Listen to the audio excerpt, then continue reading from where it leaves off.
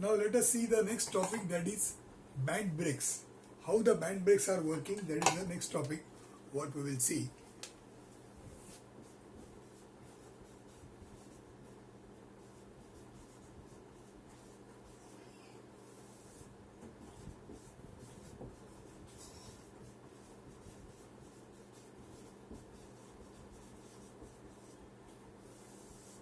Simple band brake. We have seen earlier what is a simple band brake. Now we will see how we are going to find out the effort in such case.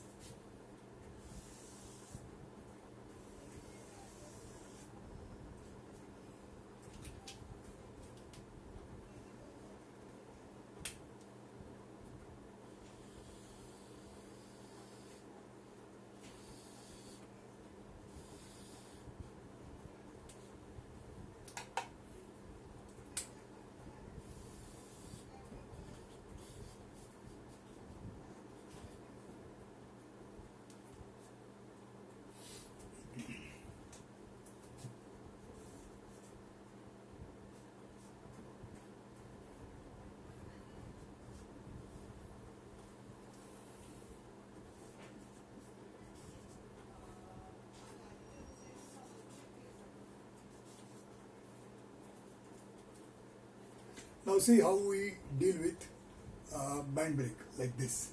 So the given conditions are something like this. Power transmitted and speed. P stands for power, not P is effort. So power that is transmitted and the speed of the drum is given, even the radius of the drum is given. Then certain distances that are there, they are also given, x, y. Coefficient of friction mu is given between the band and the drum, and then we are asked to find out effort. Find effort P that is required at the end of the lever. Now see what happens here. We know power is transmitted, power is available on this drum, and this power is because the band is surrounding the drum. This particular rotation of the drum and the torque, it is going to create, depending on the direction of rotation, it is going to create a tension like this in the belt, and in this case this will be T1, this will be T2 because the direction is like this. So this will be tight side, this will be slack side. So T1 and T2 will be like this, and this is a reaction force for T1 and T2 acting like this. So the T1 reaction is acting on the lever at this end, T2 is acting at the fulcrum, so this is not causing any movement. So T1 is causing movement and P is causing movement. So you can see now here that this lever is under equilibrium because of the two forces which are causing equal and opposite movements. So that you have to equate. Now when we do that, we have to find out T. So I'll write down for equilibrium of lever. We can say that T1 into X equal to P into Y. Therefore P, what you want to find out, is equal to T1 into X upon Y. But as you see here, we need to know what is T1. Now how do you know what is T1? That is the next thing. For this we have to make use of this given condition. Power is given. So this power is 2 pi nt by 60. So you can find out torque. So this torque T that is available at the drum, that you can find out how much it is. So find torque T, and this torque is nothing but the difference in tensions into the radius. Difference in tensions into radius, that is the torque that is available at the drum, and this is same as braking torque. So the braking torque, what you need to know, is same as, because what is the torque available here, this T1 is the torque available here, T is the torque available here, and TB is the braking torque which you are going to provide in the opposite direction of the same magnitude. Now see what happens here. So we know T, we know R, so you say T1 minus T2 equal to something. This is one equation you know, two unknowns are there, T1 and T2. After that, there is one more equation we are already knowing, that is T1 upon T2 is equal to e raised to mu theta, like similar to belt drive. So you can think of this similar to belt drive. So T1 upon T2 is equal to e raised to mu theta, we already know. So from this equation, since mu and theta are known, angle of lap also is given. This is the angle of lap. Maybe you can say it is given here. So this ratio is also known. So this is second equation. So from 1 and 2, you can find T1 and T2. And once you know T1, you can find out how much is the effort what you require for the purpose of applying the band brake. So it is a simple exercise of simple band brake, and this is how we have to work it out. I just repeat, by making use of power you are going to find out the torque.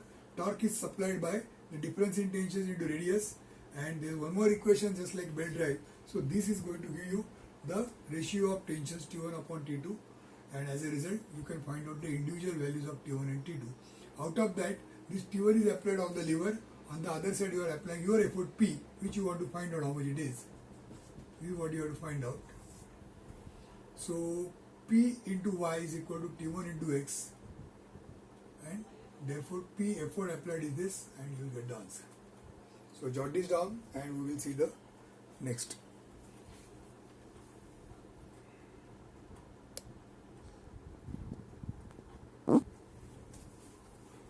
Okay, now let us see the differential band brake.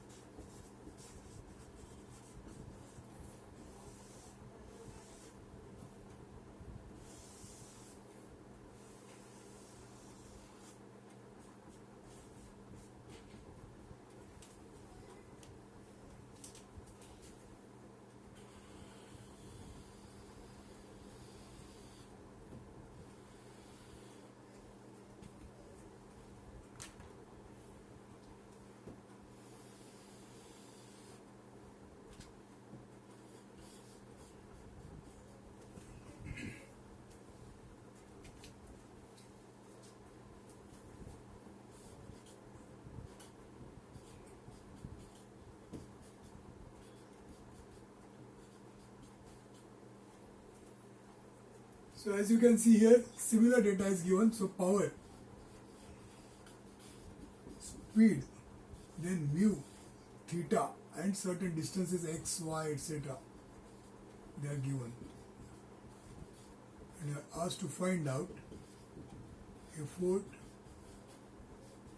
P at this end. Now whether which is correct we don't know, whether upwards or downwards.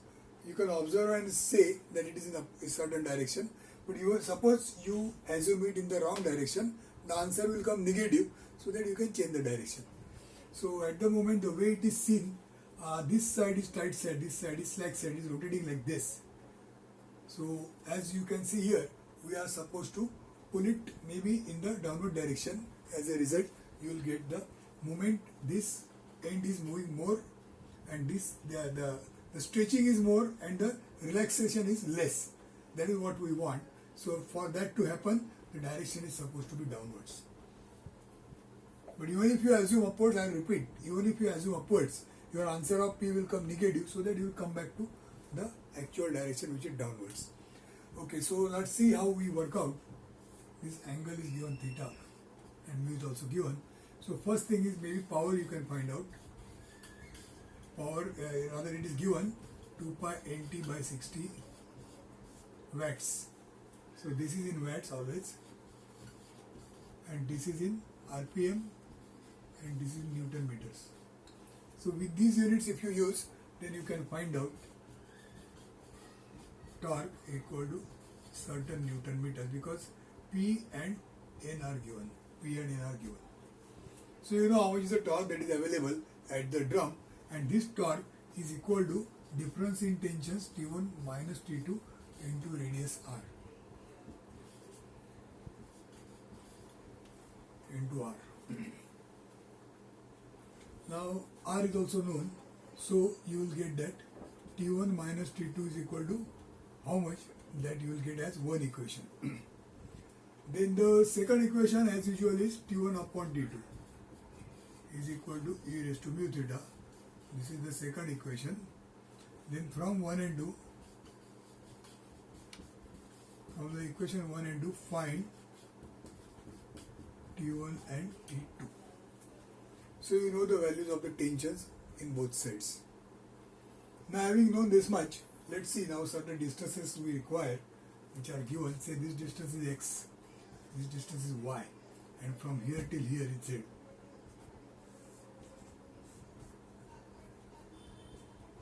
And z, suppose.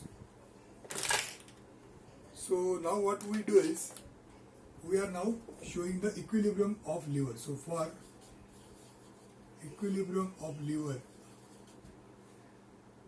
how will be the figure here? The figure will look something like this. This is the lever, it has got fulcrum here, and at this side there is T1, somewhere here there is T2, and somewhere here there is P. Then certain distances are here, x here, y here, and this whole thing is z.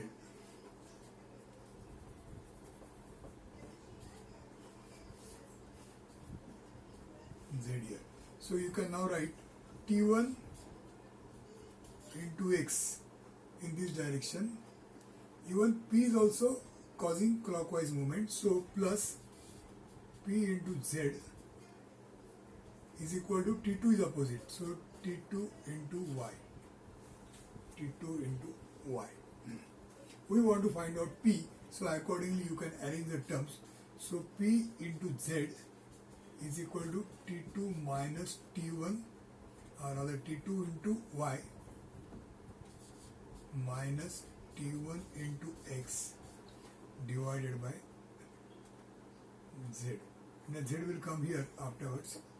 So this, if you divide by Z, that will give you P.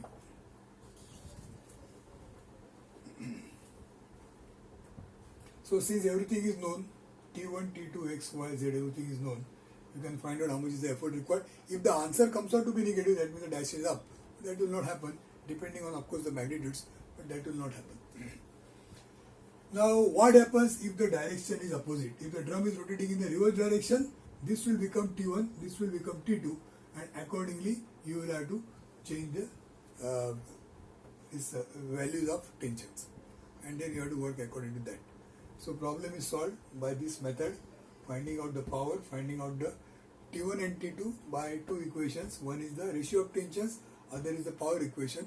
After knowing T1 and T2, they are the ones which are applied on the lever along with the effort. So according to what is applied where and how the moment is created, like what we have seen here, you can find out the effort, how much it is required to be applied by hand as answer. So that was a differential band brake. You can see here that since the minus sign is there, that means there is a possibility that you can make this zero in this case. If XYZ is under your control, that means if you are going to decide XYZ, then you can adjust the values of X and Y in such a way that T2 into Y equal to T1 into X. According to that, you decide X and Y. So if you do that, then this term will become zero, and that means effort is not required to be applied. So as a result, this will work as a self-locking brake. So the moment drum rotates like this, it will apply a brake, and the moment it rotates in the reverse direction, the brake is not applied. So like last time we have seen one example, since there is a minus sign, there is a chance that P can be made zero, and this will be a case of, this can be made as a case of self-locking brake. So that was differential band brake. Write this down, then we'll see the next type.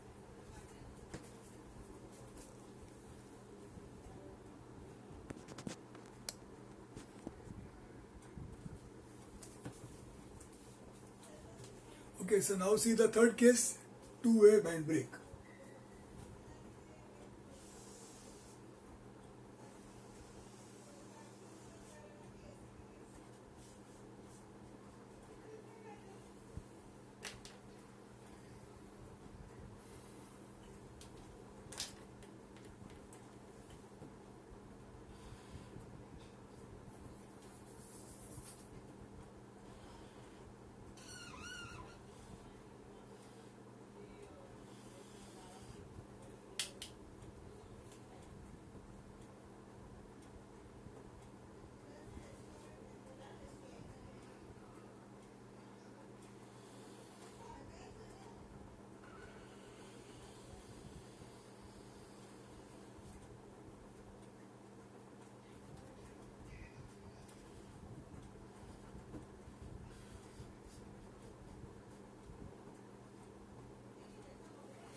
So what you have to see here is, there is again a drum. It is surrounded by the rope or the band. This much is the angle of lap. See here all 90 degrees are there. The band is tangential to the drum surface. And then we are going to apply a force somewhere here in such a way that when it rotates like this, both the ends of the band, they are going to be stretching in stretching condition so that they can apply the necessary friction. So again, in this case, you are given similar things like power in this direction, torque is there, speed, everything is in this direction. Suppose that is given, and then as a result of that you can say that this is T1, this is T2, therefore what is applied is like this, T1 and T2 on the lever.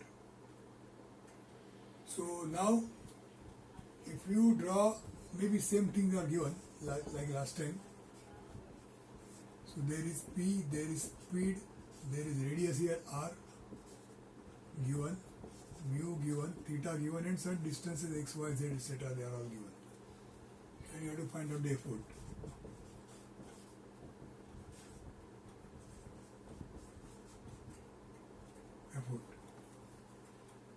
So what do we do here is, as like last time, power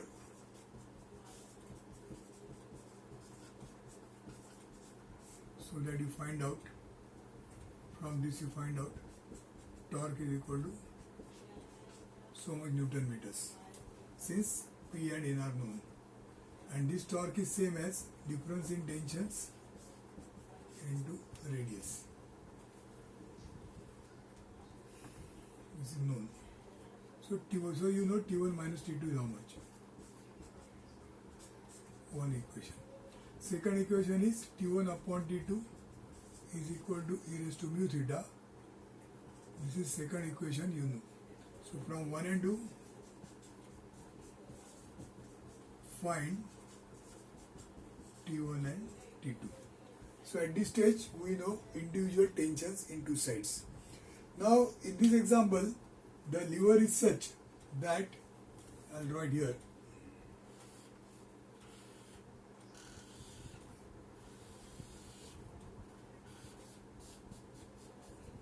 This is how the lever is, and here there is force P applied by hand, then here there is tension T2, and here there is tension T1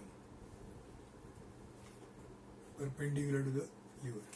See, this is one piece. Although it is seen like this, these three things are one piece. That means they are sometimes shown like this to get an impression that they are one piece. That means there is no joint here, so the angle between these three lines, it will not change. So if you write the free-body diagram equations, moment equations for equilibrium of lever, you can write P is causing a moment, say it is Z, this is X and this is Y. So P into Z anti-clockwise is equal to, these two are providing clockwise moment, so T1 into X plus T2 into Y. They are, both of them are causing clockwise moments.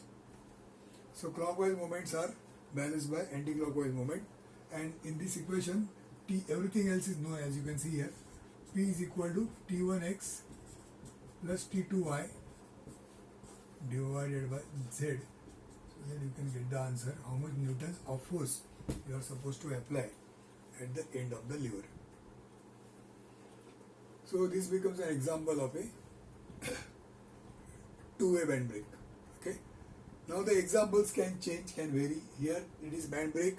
We have earlier seen shoe brake, and whatever figures we have shown, remember that they are not the only figures. That means there can be a two-way band brake, but it may not look like this. The arrangement could be different. But what you have to only say is that both the ends are stretching the band. That is a two-way band brake. Accordingly, and depending on the direction of rotation, you have to decide which is the tight side and which is the slack side. And according to that, see, T1 will be always more than T2. And accordingly the answers will come. You have to assume certain direction, and if the answer P is plus, that means the assumed direction is correct, otherwise you have to change the direction. Okay, most of the problems they are of this type. The earlier type of problem what we saw, that was a shoe brake. So in the case of a shoe brake, again the force is applied normal to the drum by the shoe, which creates mu into F, that is the frictional force, and the frictional force is the one which is causing the torque, and that is how we are going to solve the problem. So whatever is the value of it will not be T1 minus T2 in the case of a shoe. For the shoe brake, the equation is different like what we have solved earlier. Today just now we have seen band brakes and how the band brakes are to be evaluated, how to find out the effort applied by hand. So that is shown in this example, which was case 3, third case. So we have seen 3 cases, and this is the way problems on the band brake they are solved. Okay. So with this we come to the end of this part. Band brakes, shoe brakes and band brakes. We have seen the problems those can be asked on this topic.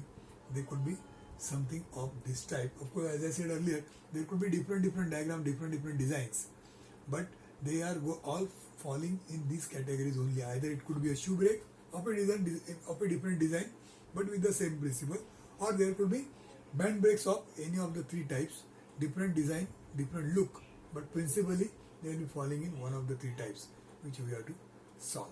So they are the different types of brakes what we have learned. Now the next topic will be dynamometers, which we will learn next time.